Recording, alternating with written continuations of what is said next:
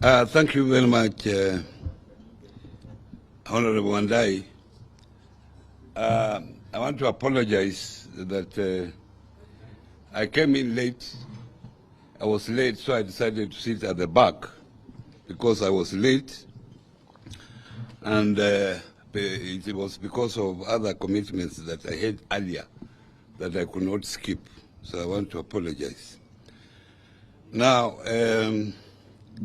Wachakoyo said that my brother, that we planned Bangi for export.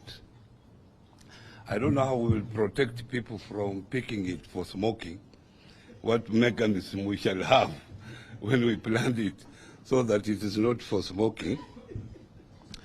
But let me tell you that one of the principles of taxation is simplicity.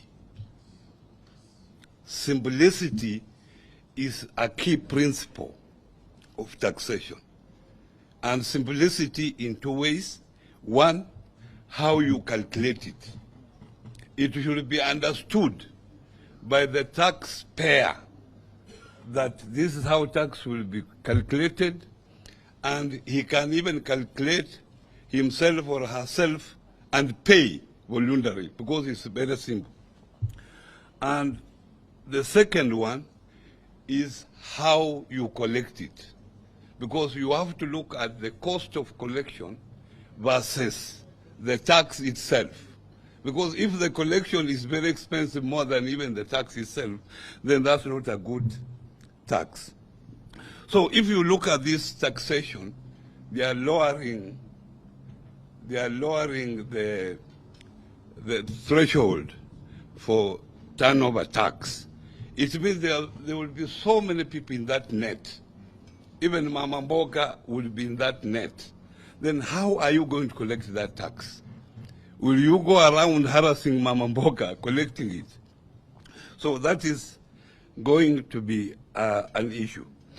But ladies and gentlemen, remember, you are talking about Ruto, and I've said here even before, these are not Ruto's proposal. You know very well who put Ruto in power.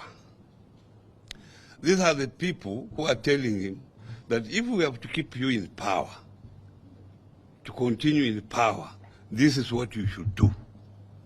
And we shall continue supporting you so long as you do what we tell you. That's all.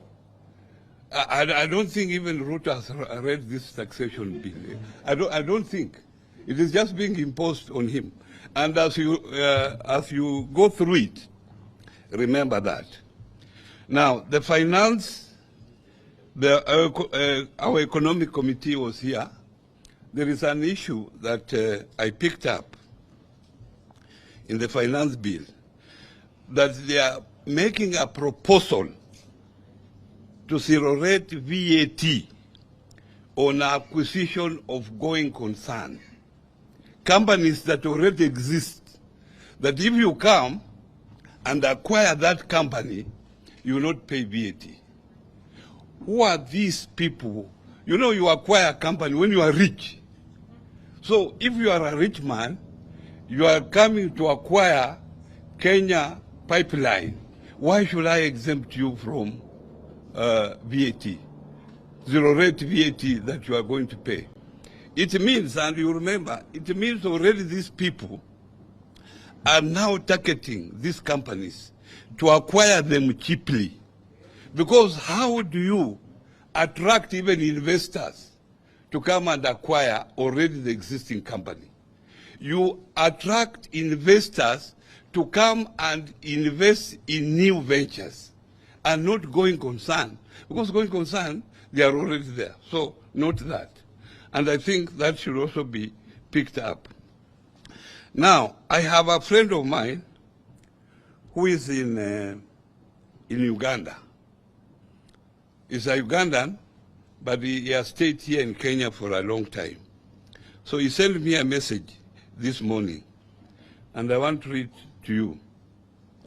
He's saying, let him pass the finance bill as it is. What is wrong with you people?